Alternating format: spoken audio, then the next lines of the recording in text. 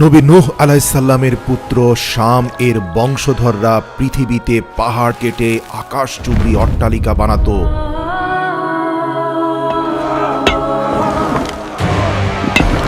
নিজেদের শক্তি, প্রযুক্তি আর সক্ষমতার অহংকারে অন্ধ এ জাতির সর্দারের বক্তব্য তুলে ধরে পবিত্র কোরআনে মহান আল্লাহ তাআলা বলেন, ওয়াকালু মান আশাদ্দু মিন্না কুওয়া, আমাদের যে শক্তিশালী আর কে আছে? আদ জাতির সর্দারের এ দাম্ভিক বক্তব্য শুনে রাষ্ট্রীয় এক অতিথি প্রতিবাদ করে বলেছিল, ভুলে যাবেন না, আপনাদের পূর্বপুরুষ নবী নূহ আলাইহিস সালামের দোয়ার বরকতেই আপনারা আল্লাহর নিয়ামত প্রাপ্ত হয়েছেন। আজ উঁচু উঁচু দালান কোঠা বানাচ্ছেন আর আল্লাহর তরফ থেকে শারীরিক সক্ষমতা ও মানসিক শক্তি পেয়েছেন। তাই অহংকারী না হয়ে আল্লাহর প্রতি কৃতজ্ঞ হওয়া উচিত। সমালোচনা সহ্য করতে না পারা অহংকারে অন্ধ আদ জাতির সেই সর্দার সাথে সাথে সেই রাষ্ট্রীয় অতিথিকে হাত পা বেঁধে মরুভূমির বুকে নিক্ষেপ করে বললেন, দেখি আগামী 3 দিনের মরুঝড়ে তোমার আল্লাহ তোমাকে সাহায্য করে কিনা। এ জালিম সর্দার সেই রাষ্ট্রীয় অতিথিকে মরুঝড়ের মুখে 3 দিনের জন্য ফেলে রাখলেন। বাঁচাও আমাকে, বাঁচাও! হে আল্লাহ, আমি কিছুই দেখতে পাচ্ছি না। মরুভূমির তীব্র বাতাস আর বালির ঝড়ে সেই ব্যক্তি শ্বাসরুদ্ধ হয়ে মৃত্যুবরণ করল। অথচ সেই একই ঝড়ের মধ্যে সর্দারের কোনো ক্ষতি হলো না। ঐতিহাসিক আনন্দ নিয়ে আদ জাতির সর্দার বললেন, এই বাতাস আমাদের গোলাম। আদ জাতির শারীরিক আর মানসিক সক্ষমতার ব্যাপারে ইতিহাস থেকে জানা যায়, পুরো পৃথিবী যখন আসমানি গজবে পানির নিচে তলিয়ে যাচ্ছিল, তখন নৌকা থেকে হযরত নূহ আলাইহিস সালাম তার এক অবাধ্য সন্তানকে উদ্দেশ্য করে চিৎকার করে বললেন, বাবা, আল্লাহর উপর ঈমান আনো এবং নৌকায় উঠো। আজ পুরো পৃথিবী তলিয়ে যাবে, কেউ বাঁচবে না। তোমার আল্লাহ এবং তার নৌকার কোনো প্রয়োজন নেই। আমি উঁচুতেই আছি, এই ঝড় আমার কিছুই করতে পারবে না। নবী পুত্র হয়েও আল্লাহর নাফরমানি আর অকৃতজ্ঞতার দরুন এক সামুদ্রিক জলোচ্ছ্বাস পিতার সামনে পুত্রকে পানির নিচে তলিয়ে নিয়ে গেল। চোখের সামনে সন্তানের এই করুণ পরিণতি দেখে চিৎকার করে উঠলেন হযরত নূহ আলাইহিস সালাম। এরপর হযরত নূহ তার বেঁচে থাকা 2 সন্তানের ব্যাপারে নৌকার মধ্যেই সেজদায় লুটিয়ে পড়ে আল্লাহর সাহায্য প্রার্থনা করেন এবং তাদের ভবিষ্যৎ বংশধরদের শক্তি আর সামর্থ্যের দোয়া করেন। আল্লাহ হযরত নূহ আলাইহিস সালামের দোয়া কবুল করে নৌকায় আশ্রয় পাওয়া হযরত নূহ এর ছোট পুত্র শাম এর বংশধরদেরকে অত্যন্ত শক্তিশালী করে পৃথিবীতে প্রতিষ্ঠিত করেন।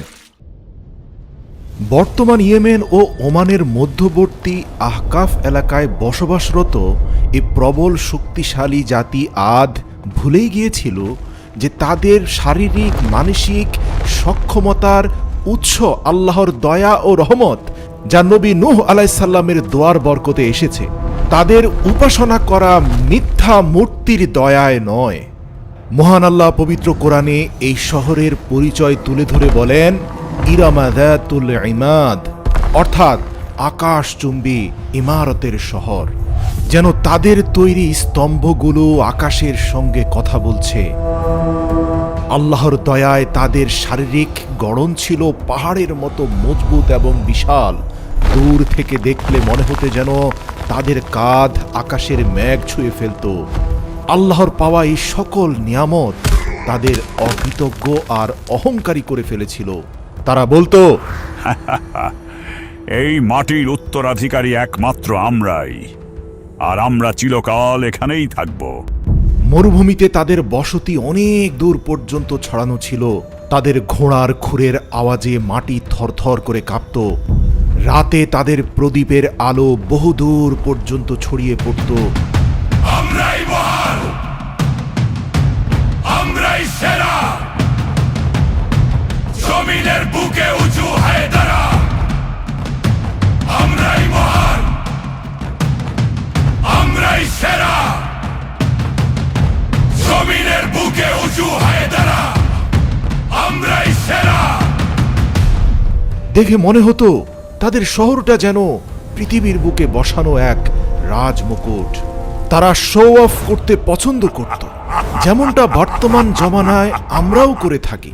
যেমন তারা নিজেদের সভা সমাবেশে দম্ভ আর অহংকার ভরে একটা কথাই বলতো, আমাদের মতো মানুষ আর কখনো জন্ম নেবে না। দেখো আমাদের আকাশ চুম্বি ইমারত, দেখো আমাদের ছোট বাচ্চারাও ভারী পাথর তুলে ফেলছে। তাদের বয়োজ্যেষ্ঠরা গর্ব করে বলতো, বড় হয়ে আমাদের এই শিশুরা পাহাড়কেও হার মানাবে। আদ জাতির মানুষের একটা অদ্ভুত বিশ্বাস ছিল, তারা মনে করত বাতাস তাদের হুকুমের গোলাম। তাদের যুবকরা উপত্যকার মাঝখানে দাঁড়িয়ে দুই হাত ছড়িয়ে দিয়ে দম্ভ করে বলতো, দেখো, যে মরু ঝড়ে সবার নিঃশ্বাস বন্ধ হয়ে যায়, সে মরু ঝড়ে আমাদের কিছুই হয় না। কিন্তু তারা জানতো না যে বাতাসকে তারা বন্ধু ভাবছে, সেই বাতাস আল্লাহর হুকুমেই তাদের অনুগত হয়েছে।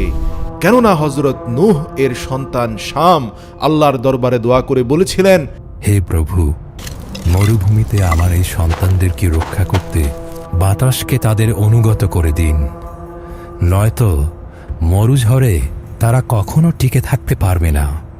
আল্লাহ সেই শাম আলাইহিস সালামের দোয়ার বরকতেই বাতাসকে তাদের অনুগত করে দিয়েছিলেন। অথচ সেই বাতাসের অহংকারেই মরুঝড়ের মধ্যে ফেলেই তারা অসংখ্য দুর্বল মানুষকে হত্যা করেছে, নিজেদের দম্ভ আর অহংকারে অন্ধ হয়ে গিয়েছে। হযরত নূহ আলাইহিস সালামের নৌকায় আশ্রয় পাওয়া অন্যান্য মানুষদের জাতি আদ জাতির মতো এত বিশাল লম্বা ছিল না। তাদের শরীর ছিল সাধারণ মানুষের তুলনায় কয়েক গুণ বিশাল। নদীর তীরে বা পাহাড়ের গায়ে তাদের সেই পায়ের ছাপ আজও চোখে পড়ে, যা দেখে মানুষ বিস্ময়ে হতবাক হয়ে যায়। তাদের ঘরের দরজাগুলো এতটাই উঁচু ছিল যে ঘোড়ার পিঠে বসে একজন আরোহী অনায়াসেই ভেতরে ঢুকে পড়তে পারত। তারা পাথরের তৈরি বড় বড় পাত্র ব্যবহার করত। এক একটা পাত্র এত বড় ছিল যে তাতে পুরো বংশের রান্না একসাথে হয়ে যেত। সময় গড়িয়ে চলল আর তাদের অহংকারও বাড়তে থাকল। দিন যতই যাচ্ছিল তাদের দম্ভ ততই মাত্রা ছাড়াচ্ছিল। তাদের চেয়ে ছোট আর দুর্বলরা যখনই তাদের খপ্পরে পড়ত, বাধ্যতামূলক তাদের মিথ্যা প্রশংসা করতে হতো, কেননা সমালোচনা সহ্য করার ক্ষমতা তাদের ছিল না। আল্লাহ দেখলেন এরা দুর্বলদের কথা মোটেই পরোয়া করে না। অবশেষে তিনি তাদের মধ্য থেকে তাদের জাতিরই এক শক্তিশালী মানুষকে তার নবী হিসাবে নির্বাচিত করলেন, যার নাম হযরত হুদ আলাইহিস সালাম। নিজ জাতির বলিষ্ঠ এ ছেলেটি যখন যুবক বয়সে উপনীত হল, তখন তাদের বয়োজ্যেষ্ঠরা ধরেই নিলেন হুদ এক শক্তিশালী বীর হতে চলেছে, যে আমাদের পক্ষ হয়ে আরও বীরত্ব ছড়াবে, অন্যান্য রাজ্য দখলে সাহায্য করবে। কিন্তু সবাইকে অবাক করে দিয়ে হুদ আলাইহিস সালাম যুবক হয়ে ঘোষণা করলেন, হে আমার জাতি, তোমরা কেবল এক আল্লাহর ইবাদত করো, তিনি ছাড়া তোমাদের আর কোনো মাবুদ নেই। শক্তিশালী হুদের কথা শুনে বয়োজ্যেষ্ঠদের মাথায় বজ্রপাত হলো। বয়োজ্যেষ্ঠরা ক্ষেপে গিয়ে বলল, কি বলছো তুমি হুদ? যে বাপ দাদাদের ধর্ম পালন করে আমরা এত শক্তিশালী হয়েছি, সেই ধর্ম আমরা ত্যাগ করব? হযরত হুদ সাথে সাথে প্রতিবাদী হয়ে বললেন, তোমাদের এই মূর্তির কারণে তোমরা আল্লাহর সাহায্য প্রাপ্ত হওনি, বরং আমাদের পূর্বপুরুষ নবী নূহ আলাইহিস সালামের দোয়ার বরকতেই দয়াময় আল্লাহর তরফ থেকে তোমরা এই সকল দুনিয়াবী সাহায্য পেয়ে যাচ্ছ। আর আমি তার তরফ থেকে প্রেরিত হয়েছি তোমাদের সতর্ক করতে। হুদের বক্তব্য শুনে সেই হিংস্র সর্দার দাঁড়িয়ে বললেন, হুদ, তুমি কি জানো না আমাদের সক্ষমতার সাথে তাচ্ছিল্য করার কারণে এক বিদেশি রাষ্ট্রদূতের সাথে কি আচরণ হয়েছিল? সেও তোমার মতো এক আল্লাহকে শ্রেষ্ঠ বলেছিল, কিন্তু শেষ পর্যন্ত তাকে মৃত্যুবরণ করতে হয়েছে। হজরত হুদ আলাইসাল্লাম বললেন, হ্যাঁ, সেই ব্যক্তি জান্নাতের বাগানে রয়েছে। আল্লাহ তাকে মুক্তি দিয়েছেন আর তোমাকে বিপদগ্রস্ত করেছেন, কারণ তুমি হুদের মুখোমুখি হয়েছ। চেষ্টা করে দেখতে পারো, তুমি হুদকে পরাজিত করতে পারবে না। ক্ষিপ্ত সেই সর্দার হুদের উপরে ঝাঁপিয়ে পড়লেন, অথচ হজরত হুদ আলাইহিসসালাম লোকজন বুঝে ওঠার আগেই আদ জাতির সর্বশ্রেষ্ঠ বীর তাদের সর্দারকে কুপকাত করে ফেললেন। মূলত আল্লাহ তাআলা নবী হুদ আলাইহিসসালামকে আদ জাতির অহংকার এবং দম্ভ চূর্ণ করতে তাদের মধ্য থেকেই সবচেয়ে শক্তিশালী করে পাঠিয়েছিলেন, যাতে তিনি স্পষ্ট করে সবাইকে বুঝিয়ে দিতে পারেন এই শারীরিক সক্ষমতার মালিক এক এবং অদ্বিতীয় আল্লাহ। এবং হুদ আলাইসাল্লামের এই স্পষ্ট নিদর্শন দেখার পরেও যারা ঈমান আনবে না, তাদের পরিণতি হবে ভয়াবহ। হজরত হুদ আলাইসাল্লাম সেই সর্দারের বুকে পা রেখে প্রকাশ্যে বললেন, দেখো, রাষ্ট্রীয় নিয়ম অনুযায়ী যে সর্দারকে পরাজিত করে সেই সর্দার হয়, কিন্তু আমি কোনো রাষ্ট্র ক্ষমতা চাই না। আমি তোমাদের উপর এমন এক আযাবের ভয় করছি যার ভয়াবহতা তোমরা কল্পনাও করতে পারবে না। আমি চাই তোমরা সকল মূর্তি ভেঙে এক এবং অদ্বিতীয় আল্লাহর ইবাদতে মগ্ন হও, নিজেদের অহংকার এবং দাম্ভিকতা ত্যাগ করো। কিন্তু যাদের অন্তর অহংকারে ভরে গেছে, ভালো কথা যেন তাদের হৃদয়ে এমনভাবে ধাক্কা খায় যেমন পাথরের দেয়ালে পাথর ধাক্কা খায়। হুদ আলাইসাল্লাম হাল ছাড়লেন না। তিনি প্রতিদিন তাদের বাজারে, রাজপ্রাসাদে, ঘরে ঘরে গিয়ে সত্যের দাওয়াত পৌঁছে দিতে থাকলেন। তারাও হুদের সাথে বল প্রয়োগে পেরে না উঠে তাকে তাচ্ছিল্য আর পাগল সাব্যস্ত করতে লাগলো। হুদ, তাদের বয়োজ্যেষ্ঠরা বলতো, তোমার কথায় যদি সত্যি কোনো জোর থাকতো তবে তো আমাদের এই প্রাসাদগুলো কাঁপতে কাঁপতে ভেঙে পড়ত। কখনো কখনো বাচ্চারা হুদের গলার স্বর নকল করে তাকে ব্যঙ্গ করত। আবার অনেকেই রাস্তায় হজরত হুদ আলাইসাল্লামকে আসতে দেখলে অন্য রাস্তায় চলে যেত। একদিন হুদ আলাইসাল্লাম তাদের রাজসভায় উপস্থিত হলেন। সেখানে তাদের সর্দাররা সোনার সিংহাসনে বসেছিল। হুদ আলাইসাল্লাম তাদের বললেন, তোমরা স্পষ্ট বুঝতে পারছো আমি আল্লাহর তরফ থেকে তোমাদের জন্য সত্য বাণী নিয়ে উপস্থিত হয়েছি, আর তোমরা আল্লাহর স্পষ্ট নিদর্শন আমার মাঝে দেখতে পেয়েছ। এ পর্যন্ত কেউ আমাকে মুষ্টিযুদ্ধে পরাজিত করতে পারোনি।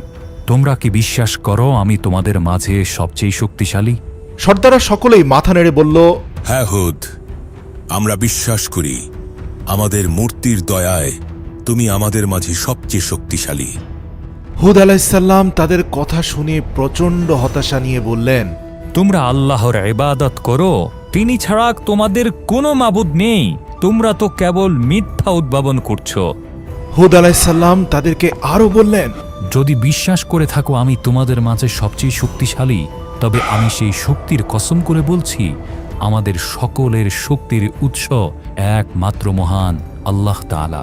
যদি তোমরা আমার বাণী শুনে জমিনের বুকে দম্ভ, অহংকার এবং জুলুম পরিত্যাগ না করো, তবে তিনি তোমাদের ধ্বংস করতে এক বিধ্বংসী বায়ু ঝড় প্রেরণ করবেন। আদ জাতির সর্দার এবং বুজুর্গরা অট্ট হাসি দিয়ে নবী হুদকে বলল, হুদ, যে বাতাস আমাদের অনুগত, আমাদের হাতের ইশারায় উঠবস করে, সে বাতাস দিয়ে তুমি আমাদের ধ্বংস করার ভয় দেখাচ্ছ। যদি সে আযাব আসেও আমরা আমাদের শক্তি দিয়ে তার রুখে দেব। তাদের এই কথা শুনে মহান আল্লাহ রব্বুল আলামিন তাদের উপত্যকায় এক অদ্ভুত দৃশ্য দেখালেন। রাতের আকাশে এক গভীর ও ভুতুড়ে গুঞ্জন শোনা যেতে লাগল। শব্দটা মেঘের গর্জনের মতোও ছিল না, আবার বিদ্যুতের চমকের মতো নয়। যারা উপত্যকায় দাঁড়িয়েছিল তাদের মনে হতে লাগলো দূর থেকে কেউ যেন অশরীরীভাবে তাদের ডাকছে। দু একজন ভয় পেলেও তাদের অধিকাংশ লোকেরা সেই শব্দ শুনে একে অপরকে বলল, আরে ভয়ের কিছু নেই, এ তো পাহাড়ের পাশ দিয়ে বাতাস প্রবাহের শব্দ। এ সবই আমাদের দেবতাদের রহমত। তখন হজরত হুদ আলাইসাল্লাম বললেন, এটা কোনো রহমতের ডাক নয়, এটা এক ভয়াবহ সতর্কবার্তা। দ্বিতীয় রাতে মাটি হালকা কেঁপে উঠল, কিন্তু সেই কম্পন দেখে অট্টহাসি দিয়ে আদ জাতি বলে উঠল, দেখো, মাটিও আমাদের শক্তি দেখে ভয় পায়। কিন্তু তারা জানতো না এটাই ছিল মাটির শেষ প্রতিবাদ। অবশেষে আল্লাহর চূড়ান্ত ফায়সালা চলে এলো। সবার আগে তাদের গ্রাস করল এক ভয়াবহ খরা। পূর্ণাঙ্গ রূপে তাদের ধ্বংস করে দেওয়ার আগে শেষ সুযোগ হিসাবে তাদের জাতির উপর আল্লাহ তাআলা টানা ৩ বছর আকাশ থেকে কোনো বৃষ্টি বর্ষণ করেননি। নদী নালা সব শুকিয়ে গেল, কুয়াগুলো একদম পানি শূন্য হয়ে গেল, মাটি ফেটে পাথরের মতো শক্ত হয়ে গেল। মানুষ হাহাকার নিয়ে আকাশের দিকে তাকিয়ে থাকত, কবে বৃষ্টি আসবে, কিন্তু আকাশ কোনো উত্তর দিচ্ছে না। এ যেন এক ভয়ঙ্কর নীরবতা। একদিন সেই অহংকারী সর্দারকে তৃষ্ণার্ত অবস্থায় দেখে হুদ আলাইহিসসালাম বললেন, মনে আছে মরুভূমির তৃষ্ণার্ত নিষ্পাপ মানুষটির কথা? আরে এ তো সামান্য সমস্যা, আমরা হলাম শক্তিশালী মানুষ। হযরত হুদ আলাইহিসসালাম বুঝতে পারলেন এরা ধ্বংস হওয়ার আগ পর্যন্ত ঈমান আনয়ন করবে না। মহান আল্লাহ তাআলা দ্বিতীয় বছরের মতো তাদের উপর আবারও খরা চাপিয়ে দিলেন। পিপাসায় তাদের জিভ শুকিয়ে গেল। রাগে ক্ষোভে তারা খালি কলসি দেয়ালে আছড়ে ভাঙতে লাগলো। পানির অভাবে পশুরা মাটিতে লুটিয়ে পড়তে লাগলো। তারপরেও তারা ঈমান আনলো না। অহংকারী জাতি বলল, কেউ আমাদের মাথা নত করাতে পারবে না। আর তৃতীয় বছরেও যখন আবারও খরা দেখা দিল, আদের জমিন থেকে সেই হাসি, সেই অহংকার আর সেই দারাজ কণ্ঠস্বর একদম হারিয়ে গেল।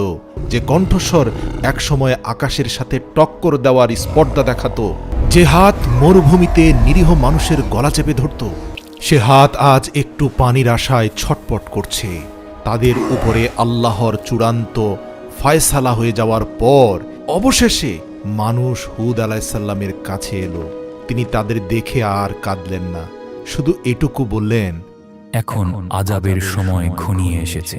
তোমাদের তাৎক্ষণিক আযাব দিয়ে ধ্বংস করলে তা অন্যায় হয়ে যেত।